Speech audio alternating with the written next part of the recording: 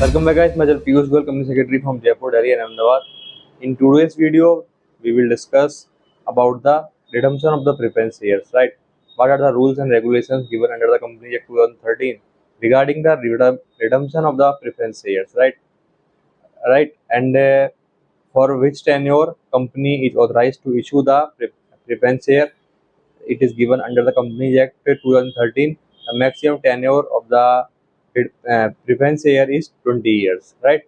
Preference share can only be redeemed if they are fully paid up. If the shares are not fully paid up, the company cannot redeem the preference shares, right? Partly paid up shares must be called before the redemption proceeds. Redemption जो है वो must be funded through the distributable profits, right?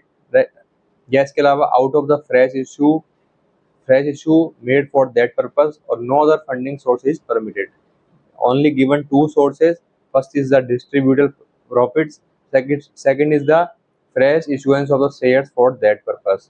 The next thing is that when redemption is funded from profits, the amount equal to the nominal value of the redeemed shares must be transferred to the capital redemption reserve account. Right? Any premium payable on the redemption must generally be funded from the companies complying with section 133 of accounting standard, right? The next thing is the step by step जो procedure है for the redemption of the preference share we will discuss in this video, right?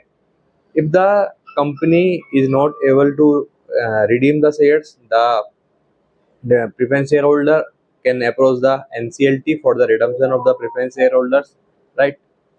Now we will discuss complete process regarding the redemption. So we have already discussed what is the source for the redemption, right? And we have already discussed the conditions for the redemption. First is the condition is that the shares must be fully paid up. If shares is partly paid up, the company cannot redeem the preference shares, right? The shares must be redeemed after the permitted tenure of the preference share. Redemption must be funded from the two routes which I have already discussed. Now, how redemption of preference share can be funded, right? So we will discuss this topic in the later part of the video. Now we will discuss the step by step process. First of all, verify all the preconditions has been fulfilled regarding the redemption. If all the preconditions are fulfilled, then proceed for the notice of the board meeting. And issue the notice of the board meeting at least 7 days before the meeting, and after at the scheduled date the board meeting will be held, and required decision must be taken in the board meeting, right? Thereafter, notify to the preference shareholder individually for each preference shareholder for the proposed redemption and any premium payable and a payment date. The terms of the redemption must be issue जो terms है redemption की वो वही होनी चाहिए जो कि issue के टाइम पर तय हुई थी.